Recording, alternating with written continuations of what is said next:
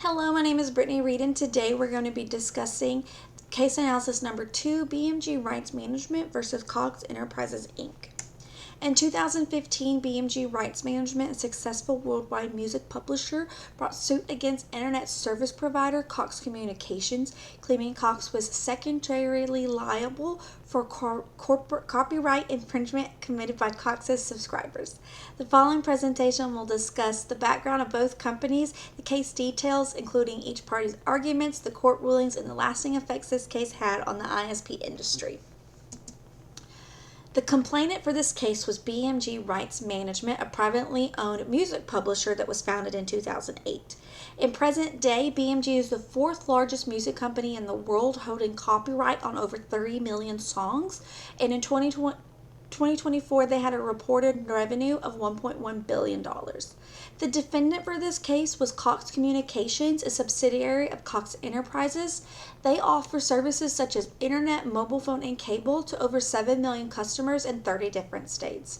Cox Communications is the largest privately owned broadband service provider in the country and the third largest ISP overall. And in 2024, they had a reported revenue of $13 billion. As previously mentioned, BMG sued Cox in 2015 through the Eastern District of Virginia District Court, also known as the EDVA, for secondary copyright infringement for activity between early 2012 and late 2014. According to our business law textbook, infringement activity is defined as making a copy of copyrighted material and then uploading that material into the internet into the computer's temporary storage without proper authorization. This activity directly violates the Digital Millennium Copyright Act, also known as the DMCA.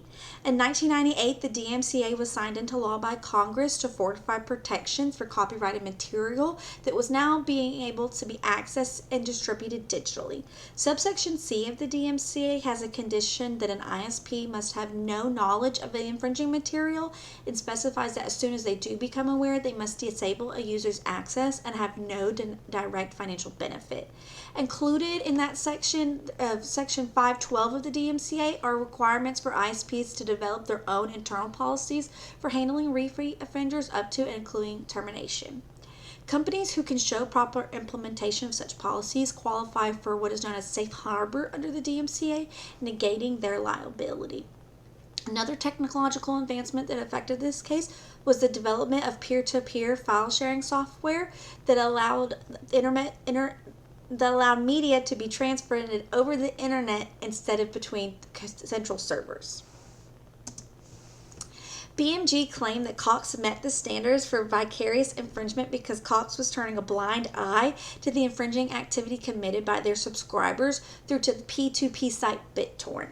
BMG stated that Rights Corp, a company that they contracted to track infringing activity, had notified Cox through Cox's own automated system of certain activity. They also asserted that Cox did have a 13-strike policy that they never took seriously and did not properly implement, often reissuing accounts to repeat offenders after a brief pause. They claimed that this lackadaisical approach made Cox's services more attractive to customers because they knew that there was not consequences for infringement into activity. Cox argued that for someone to be classified as a repeat offender, they need to be formally adjudicated as an infringer in court, and they also claimed that they did qualify for the safe harbor protections under the DMCA.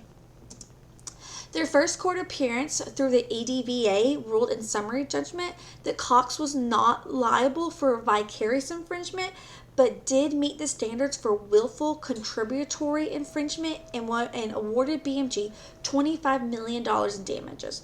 The court determined that Cox had received the notices from Rights Corp and were aware of the infringing activity and failed to enforce their own internal policies. Cox sought to appeal this ruling through the Fourth Circuit Court of Appeals. They rejected the district court's decision, claiming that there were issues with jury instruction. The Fourth Circuit did allow for a new trial because of the negligence standards that were stated in the jury instructions for contributory infringement. The Fourth Circuit did affirm that Cox did not meet the requirements for safe harbor because they failed to reasonably adopt and implement policies for termination for inappropriate circumstances. The Circuit Court of Appeals also rejected Cox's interpretation of a repeat offender, stating that someone did not need to be formally adjudicated to classify. They did also reject the contributory infringement negligence, agreeing with Cox that the EDVA erred in instructing the jury on what classified as contributory infringement. This circuit court held that proving contributory infringement requires at least willful blindness, and negligence itself is insufficient. Because of this, the court decided to vacate the $25 million verdict and remanded the case for a new trial. In August 2018, BMG and Cox reached a settlement before court that was confidential, and the case was dismissed. This case and both rulings had major impacts on the internet service provider industry, raising the bar for what ISPs needed to do to handle infringement activity. In response, many ISP services reevaluated and adjusted their own internal policies for handling repeat offenders, making them more strict. And the benefit was that it clarified the obligations of what ISPs needed to do to qualify for safe harbor under the DMCA. It also clarified what had to take place to qualify for contributory liability, about stating that the ISPs needed these specific contributory knowledge.